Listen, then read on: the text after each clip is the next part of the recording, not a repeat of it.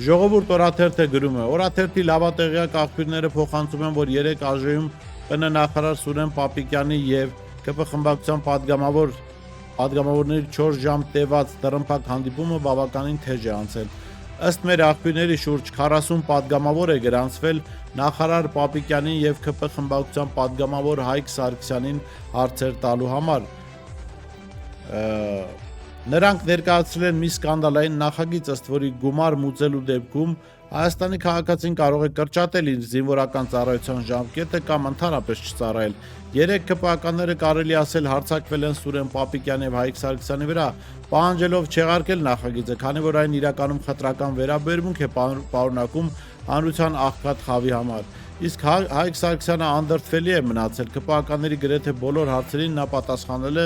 թե շատ լավ նախագիծ է ու ինքը չի պատրաստում նախագիծը հետ կանչել։ Հիշեցնեմ, մենք մի քանի անգամ խոսել ենք այս նախագծի մասին, նախագիծը